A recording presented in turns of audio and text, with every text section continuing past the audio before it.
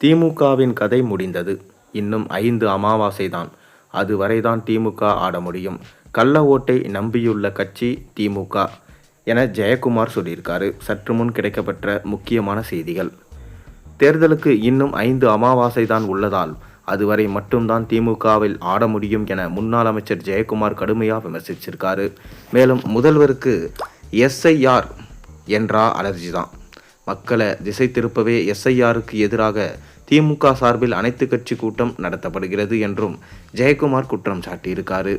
SIR நடவடிக்கைக்கு எதிராக திமுக தலைவரும் முதலமைச்சருமான மு.க. ஸ்டாலின் தலைமையில் அனைத்து கட்சி கூட்டம் நடத்தி தீர்மானமும் நிறைவேற்றப்பட்டிருக்கு.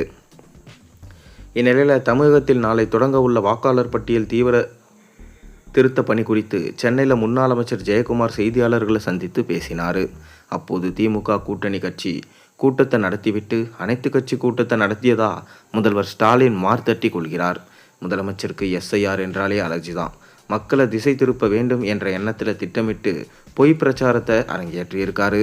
வாக்காளர் பட்டியல் தீவிர திருத்த பணிகள் குறித்து மக்களை திசை திருப்பும் வகையில் தவறான பொய் பிரச்சாரத்தை ஸ்டாலின் மேற்கொள்கிறார்.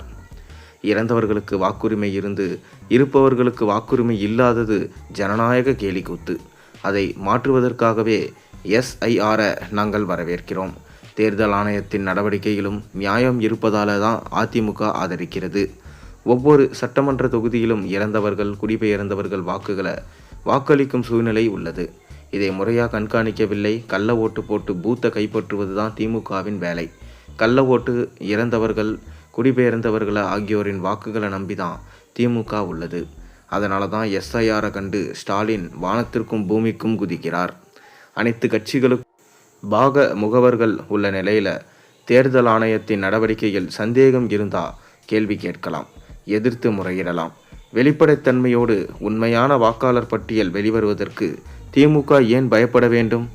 வாக்காளர் பட்டியல் திருத்த பணிகள் வேண்டாம் என்று திமுக சுப்ரீம் கோர்ட் செல்லுமானா அந்த பணிகள் வேண்டும் என்று அதிமுகவும் உச்சநீதிமன்றத்தை நாடும்.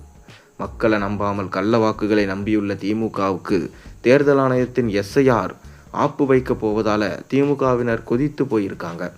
சிறப்பு திருத்த பணிகள் மேற்கொள்ளும் தேர்தல் ஆணையத்திற்கும் பாஜகவிற்கு எந்த தொடர்பும் இல்லை. தேர்தல் ஆணையம் தன்னுடைய வேலையை செய்கிறது. இதனை குறை சொல்ல முடியாது.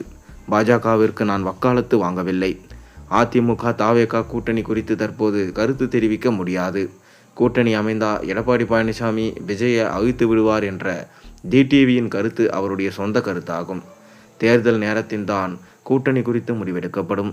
தேர்தலுக்கு இன்னும் 5 அமாவாசை உள்ளது. இதில் 2 அமாவாசைக்கு முன்பாக தேர்தல் களம் மாறிவிடும். அதுவரை மட்டுமே திமுகவால் ஆட முடியும். 2 அமாவாசைக்கு முன்பு அரசியல் மாற்றம் வரலாம். நாம் தமிழர் ஒருங்கிணைப்பாளர் சீமான் ஆட்டை கடித்து மாட்டை கடித்து தற்போது அதிமுகவை விமர்சிச்சுட்டு வராரு. அவர் அதனை நிறுத்தி கொள்ள வேண்டும். தயவு செய்து எங்களிடம் மோத வேண்டாம். அம்மா மீது பாசம் கொண்டவர்கள் மீது வசைப்பாடினால் நிச்சயம் வாங்கி கட்டி கொள்வீர்கள். 6 அறிவு உள்ள மனிதனுக்கு சொல்புத்தி சுயபுத்தி இருக்கும். 5 அறிவு கொண்ட கடல் ஆமை காட்டு மரத்திடம் பேசுபவர்களிடம் நாம் பேச முடியுமா? இல்லாதையெல்லாம் சொல்ல வேண்டாம். சீமானுக்கு நிச்சயம் பதிலடி கொடுப்போம் என அவர் தெரிவிச்சிருக்காரு.